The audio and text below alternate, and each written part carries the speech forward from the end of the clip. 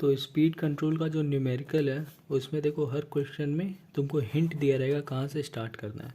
जैसे इसमें constant torque load दिया हुआ है, इसका मतलब टॉर्क कांस्टेंट है और टॉर्क के एक्सप्रेशन से हमें आगे बढ़ना है, ठीक है। उसी तरह से हर क्वेश्चन में हिंट दिया रहता है, उसी के अकॉर्डिंग स्टार्ट करना रहता है और जो हिंट है उसी फॉर्मूला से स्टार्ट करना है।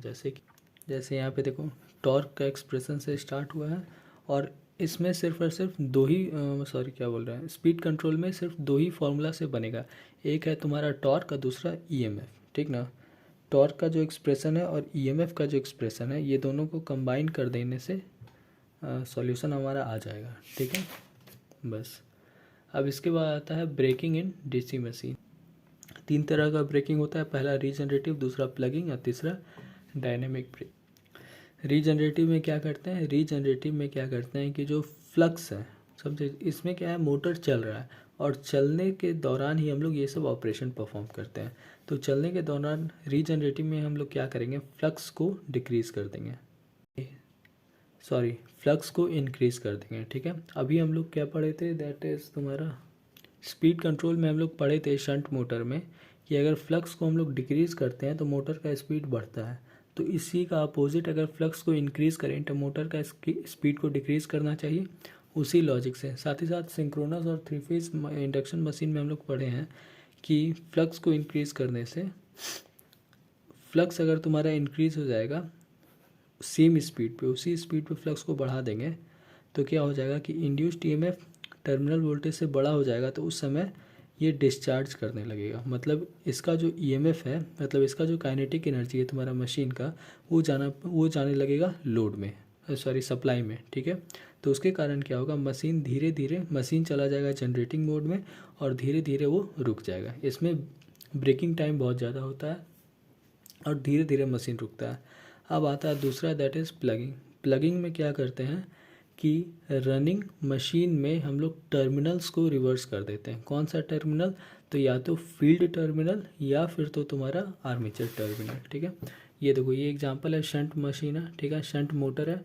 तो शंट मोटर में ये फील्ड है और ये तुम्हारा आर्मेचर है, ठीक है। ये टर्मिनल को नहीं पलटना है, यहाँ जो टर्मिनल है ये दोनों टर्मिनल को हमें पलट देना है, ठीक है। या फील्ड में ये छोटा इधर माइनस इधर प्लस इधर कर दोगे तो भी चीज़ हो जाएगा। तो इससे होता क्या है, तुम्हारा जो एयर गैप में जो फ्लक्स है वो अपोजिट हो जाता है। अपोजिट होने से क्या हो जाता है, जो देखो मोटर तो मैग्नेटिक अट्रैक्शन के कारण रोटेट कर रहा था, तो फ्लक्स का डायरेक्शन ही चेंज कर गया, तो मैग्नेटिक अट्रैक्शन दूसरी डायरेक्शन में हो जाएगा। तो उसके कारण क्या होगा, एक झटके में मोटर रुक जाएगा और दूसरी डायरेक्शन में घूमने लगेगा।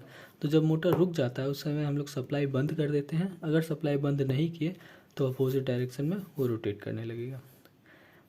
प्लगिंग के दौरान वोल्टेज क्या होता है, तो वो 2 वोल्टेज होता है। एक इंड्यूस्ड ईएमएफ, ये कौन सा है, तो मोटर भाई चल रहा था तो उसमें इंड्यूस्ड ईएमएफ आ रहा था। और ये क्या है, जब हम लोग टर्मिनल रिवर्स किए तो इसका जो ये था वो तो रह ही गया और साथ ही साथ ये तुम्हारा टर्मिनल पे लगा हुआ है, तो 2 वोल्टेज हो जाता है प्लगिंग के दौरान।